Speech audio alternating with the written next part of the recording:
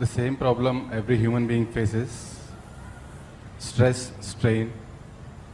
Why? Why are you making it universal?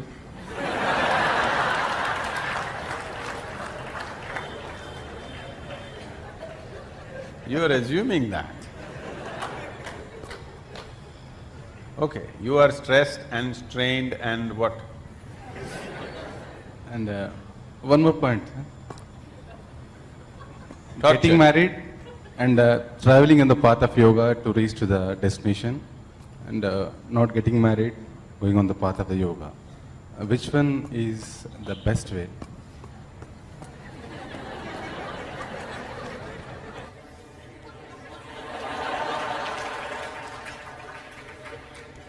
So he has named his wife and children as stress, strain, torture.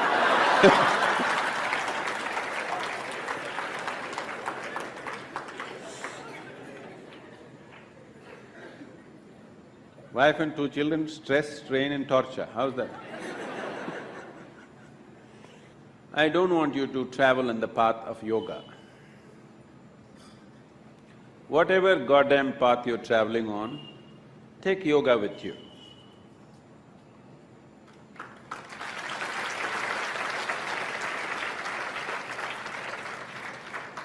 It will make the path easy and beautiful. Whether you go north or south, if it is dark, you take a torch, isn't it? Only northward people take torch, southern people take darkness with you.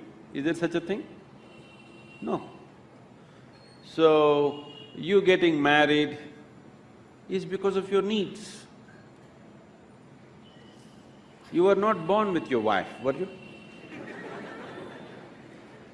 You were born like this, a complete human being.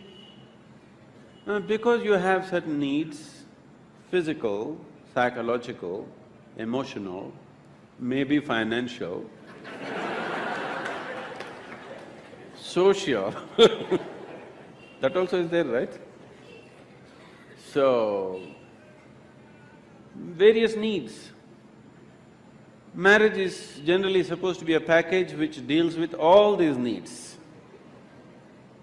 Physical needs, psychological needs, emotional needs, social needs, sometimes financial needs also. So it is a comprehensive package that if you get married, all these problems are solved in one shot. Sometimes they may refuse to fulfill some of your needs. So you get stressed, strained and tortured. I want you to understand, you married for your well-being, not as some sacrifice for somebody's sake. You married for your needs and your well-being, isn't it? You better remember that all your life. You married and tied up the other person with you because you have needs. You did not do it for the other person's sake. Yes or no? Let's be straight about this. Yes or no? Yes. You remember this? If you remember this, you live in little gratitude, okay? You, if not all the 5 pancha and the 5 needs, at least 2 you fulfilled for me, thank you very much, isn't it? All the 5 perfectly, maybe they did not fulfill, at least 2 or 3 they fulfilled, right? Your husband or your wife?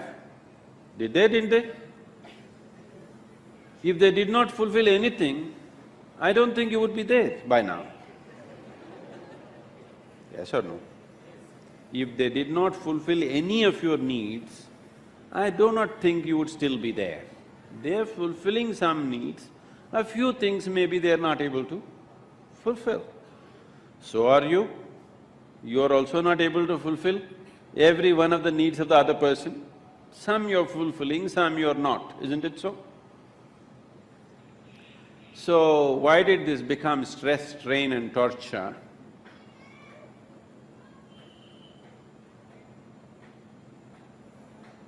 Whichever way you have made it, till now, it doesn't matter. If you're willing, in 3 days' time, it doesn't matter how bad your situation is, in 3 days' time, you can bring it to a semblance of peace. If not love, if not ecstasy, at least you can bring it to a peaceful state in 3 days' time if you are willing, 100%. Yes or no? At least you can shut up. Simply, whatever happens. Peace will happen. And maybe they will love it.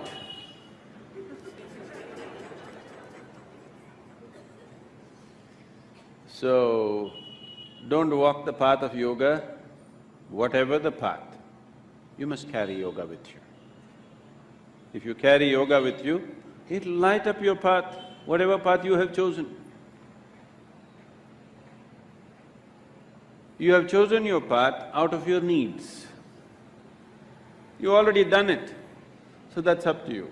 Those who have not done it, I would like you to choose your path not out of your compulsive needs, but of your conscious needs. So, when that stage in your life comes, it is time to consciously look at your life and see, will today's needs mean something to you after 5 years or 10 years?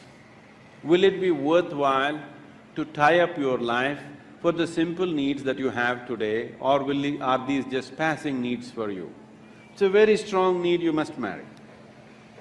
If it is not a strong need, it's a passing need. You can work out your needs probably by just going to a cinema, then no need to get married, you know. Yes, many people are like this, their needs are not very strong, it's just passing.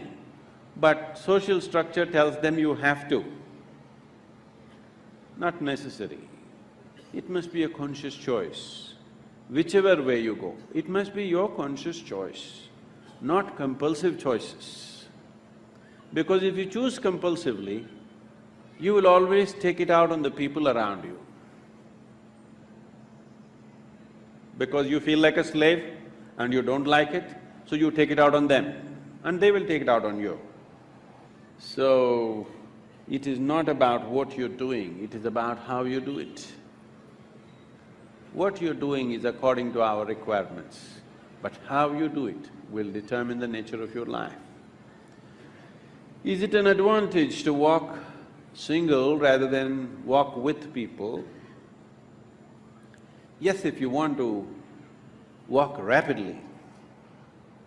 In Africa there is a saying, they say, if you want to walk quick, walk alone. If you want to walk long, walk in company. If you're making a long distance journey, it's better to have company.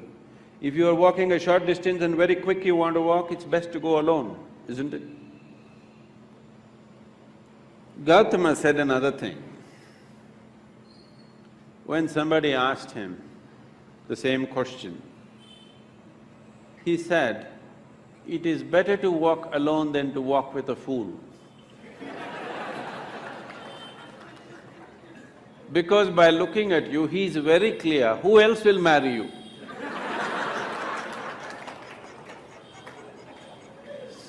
So that is Gautama's way of working. So he said, he's always discouraging people to take company. He said, this life is a brief walk, why do you need company? When you leave this body, it's a long place, there I will be there. This is the offer. But you think life is long. So maybe you need company. If you need company, you take it. But how you conduct this company is very important. If you want to conduct this sensibly, one of the most important things that you need to do, particularly with your children, you must do this, is your psychological and your emotional framework should be around the basic fact of life. The basic fact of life is that you're mortal. Your psychological and emotional structure should be formed around your mortality. This is most important. If you're constantly aware that this is a brief life, any moment you'll fall dead actually, then you would organize your life and conduct your life in a certain way. When you know time is ticking away, any moment you will be knocked down, you have no time to get angry with somebody, isn't it? You have no time to fight with somebody here. You have no time to sit there depressed for a long period of time because tick, tick, tick, tick, it's going away. Because your psychological structure is organized around your immortality, because of that, you have lot of time to fight, to be depressed, to be frustrated, to fret, to fume. You have a lot of time. So it's very, very important that everybody organizes their psychological and emotional structure around the mortal nature of our existence. After all, you are just a baton carrier between the last generation and the next generation, isn't it? Yes? For a brief time it's in your hands, this world. Afterwards, somebody else is going to take it. You will see, taking the baton from the previous generation happens in most ugly ways. Handing over the baton to the next generation happens in horrible ways, simply because people's mind is structured around their belief of immortality. They don't see they're mortal. If you're constantly aware that you're mortal, sense will naturally dawn upon you. You will have no time for foolishness. Suppose you're aware that tomorrow you're going to die, would you spend today fighting with somebody? Because your time is ticking, isn't it? And your time is ticking even now. Not after a doctor diagnoses you with some horrible disease. Even now it's ticking, isn't it so? If you want to explore the possibility of what this is, the immensity of what this is, then the time is ticking too rapidly. And time is an extremely relative experience. If you're joyful and blissful, even if you live to be 100, it's a very brief life. It's gone in no time. So, in this brief life, where do you get time for stress, strain and torture? I don't know. Where you get time? This is simply because you think you're immortal. This is the biggest mistake you have done. It is just a brief journey.